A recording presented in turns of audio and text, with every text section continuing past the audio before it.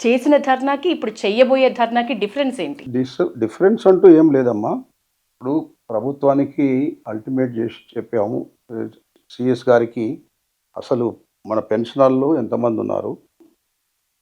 దాంట్లో 2024 నాడు రిటైర్ అయిన వాళ్ళు, మార్చి 2024 రిటైర్ అయిన వాళ్ళు ఎంతమంది ఉన్నారు అనే విషయాలు బయటికి తీసుకొచ్చినాం. అప్పుడు దగ్గర దగ్గర 10,000 మంది. కారణం ఏంది? 10,000 మంది ఒకటేసారి ఎందుకు వచ్చారు అంటే దానికి ఒక బ్యాక్గ్రౌండ్ కూడా చెప్పాలి మీకు. ఏమిటంటే గతంలో 58 సంవత్సరాలకు పెన్షన్ రిటైర్ అయినది ఉండేది. పోయిన ప్రభుత్వం ఏం చేసింది? 3 సంవత్సరాలు పెంచింది. ఏజ్ సడలింపు. ఏజ్ ఎక్కువ చేసుకుంది. అప్పుడు ఒకేసారి 3 సంవత్సరాలకు బ్యాక్గ్రౌండ్ వచ్చేసింది, ముందుకు వచ్చేసినాం. యాడ్ అయినప్పుడు ఏమైంది? ఒకేసారి మళ్ళీ రిటైర్మెంట్కి వచ్చేసింది. ఓకే. 3 సంవత్సరాలకు సంబంధించింది మనం ఎక్స్టెండ్ అయిపోయిన తర్వాత వాళ్ళ రిటైర్మెంట్ అయిన తర్వాత ఒకేసారి 10,000 మంది రిటైర్మెంట్కి వచ్చేసారు. మరి దానికి గ్రాట్యుటీ, జీపీఎఫ్లు రకరకాలుగా ఉంటాయని అవన్నీ పెన్షన్ మాత్రం ఇచ్చారు. ఎప్పుడైతే అప్పుడు ఎట్టెట్లా రిటైర్ అవుతారో వాళ్ళకి ఇస్తున్నారు. కానీ వాళ్ళకి సంబంధించిన బెనిఫిట్స్ ఏవైతే ఉన్నాయో మేము పొదుపుగా చేసుకొని ఉంటాం. జీపీఎఫ్ అని ఉంటుంది. మీరు దాచిపెట్టుకున్న మేము డబ్బు. దాచుకున్న డబ్బు అంతా ఉంటుంది. వాటన్నిటిని ఇస్తే మేము ముందుకు పిల్లలకు పెళ్ళిళ్ళని, ఉద్యోగం తర్వాత మాకు రకరకాల ప్రాబ్లమ్స్ ఉంటాయి. ఇక ఇల్లు కట్టుకోవాలని ఉంటుంది ఎవరికి. ఎందుకంటే మా డబ్బు ఉంది కదా మా దగ్గర, మాకు వస్తున్నాయి కదా దబాదబా చేద్దామని అనుకున్నాం. ఈలోగా పెళ్ళిళ్ళకు వచ్చినాయి.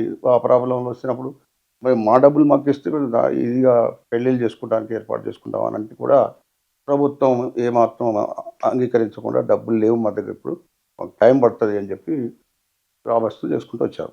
2 ఇయర్స్ అయింది. 2 సంవత్సరాల నుంచి కూడా వాళ్ళ డబ్బులు వాళ్ళకి ఇస్తలేము మనం. ఇది తప్పు సార్ అని చెప్పేసి ముఖ్యమంత్రి గారికి, డిప్యూటీ సీఎం గారికి, చీఫ్ సెక్రటరీ గారికి అనేక రకాలైన సమస్యలు తీసుకెళ్ళి వాళ్ళ ముంగడ పెట్టాం. ముఖ్యంగా ఇది మాత్రం ముందు వీళ్ళకి ఇవ్వండి, మిగతా రొటీన్గా వచ్చేటివన్నీ వస్తుంటాయి. మాకు డిఏలు అండి, 5 డిఏలు రావాలి, అవును. ఆ తర్వాత పిఆర్సీ రావాలి, అనేక రకాలు ఉన్నాయి. అవి ఉండని అని పక్కకు ముందు వీళ్ళని పంపించండి. కాలక్రమేణా మొన్న మాకు లెక్కలలో వచ్చింది మొత్తం చూస్తే 1 మంత్ నుంచి 33 మంది చనిపోయినారు. ఎందుకు సార్?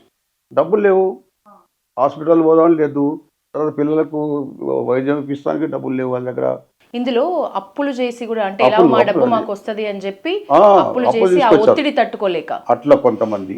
తర్వాత కొంతమంది మిస్సింగ్ అయిపోయారు. ఇక అప్పులు పోయి అదే ఏమైనా వస్తాయంటే ఇంతవరకు ఎవరైతే ఏది మా డబ్బులు వస్తున్నాయని చెప్తుంది, గోల్ చెప్తుంది, మా దగ్గర అప్పులు తీసుకొని వెళ్ళిపోతుంది, మా డబ్బులు మాకు ఇస్తారని వాళ్ళు వస్తున్నారు. వాళ్ళ ఒత్తిడి ఒకటి ప్రాబ్లం అయిపోయింది. ఇప్పుడు వాళ్ళు ఏమంటున్నారు? అది నిజమే సార్, మరి మా దగ్గర లేవు, ఇప్పుడు మరి నేనేం చేయాలి, గవర్నమెంట్ వాళ్ళకి ఇట్లా చేస్తున్నారని వాళ్ళు చెప్పుకుంటున్నారు.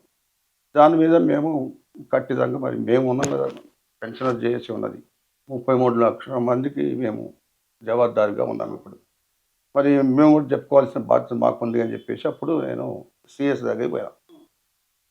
ఎంతమంది చనిపోయినారు, హాస్పిటలైజేషన్లు ఎంతమంది ఉన్నారు, ఆ వివరాలన్నీ తీసుకున్నాను. తీసుకొని వాళ్ళ దగ్గర సమర్పించుకున్నాం. ఆయన చూస్తానండి, నేను మాత్రం ఏం చేస్తాను, గవర్నమెంట్ చూసుకోవాలి అని, నేనేం చేయాలి, మరి డబ్బులు లేవని చెప్తున్నారు, నేను ఎందుకైనా మంచిది నేను సీఎం గారితో నేను మాట్లాడతాం అని దాడ వేస్తూ పోతా ఉన్నాడు.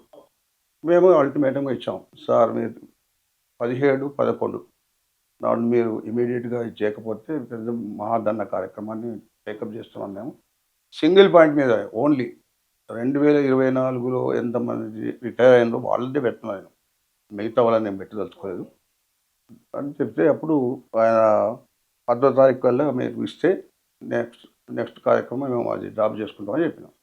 ఆయన మళ్ళీ ఏం మాట చెప్పలేదు ఇంతవరకు. అప్పుడు ఇమీడియట్గా మేము 17వ తారీఖున ఆ కార్యక్రమం చేసినాం. చేస్తే బ్రహ్మాండమైన తండ్రులు వచ్చారు. కొంతమంది మిస్ అయిన వాళ్ళు లేడీస్ కూడా వచ్చారు.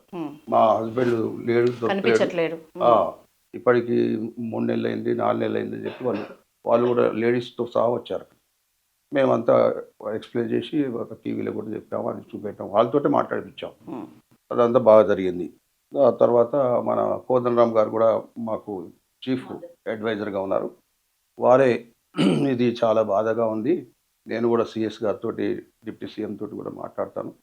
మాట్లాడి ఏదో సొల్యూషన్ తీసుకొద్దాం, దీనికి చాలా ఇబ్బందిగా ఉంది ఇది. సార్ డిప్యూటీ సీఎం భట్టి గారితోటి ఇంతకు ముందు కూడా చర్చల వరకు వెళ్ళినాయా పెన్షన్దారుల విషయం? చర్చలు, కూర్చొని చర్చలు అంటే పెన్షన్ అంటే కలిపి ఉన్నది, ఉద్యోగ సంఘాలు చేసి మొత్తం కలిసి ఉంది. ఆనాడు నేను కూడా ఉన్నాను. ఆయనకి కూడా చెప్పాము మేము, ముందు పెన్షన్ ముందు ఇవ్వండి సార్, తర్వాత మిగతా చూసుకుందాం. మీ ప్రయారిటీ ఎందుకు 2024 పెన్షన్దారులదే ఉంది, మిగతా వాళ్ళందరిని ఎందుకు కలుపుకోవట్లేదు? పెన్షన్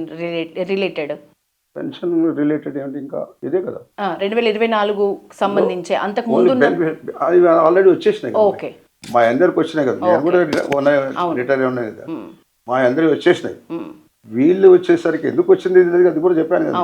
ఇప్పుడు 3 సంవత్సరాలు అదనంగా నిజానికి దానివల్ల సమస్య జరిగిందంటారా? ఈ ఏజ్ ఖచ్చితంగా ఏజ్ ఎవరికి సరిపోయింది, ఎవరికి బెనిఫిట్ అయింది ఏం లేదా, అనవసరంగా పెట్టుకుంది అది. ఎందుకంటే డబ్బులు ఇవ్వలేని పరిస్థితిలో ఉండి పోయిన కేసీఆర్ గారు అది కట్టే చేసుకుంటూ పోయినది.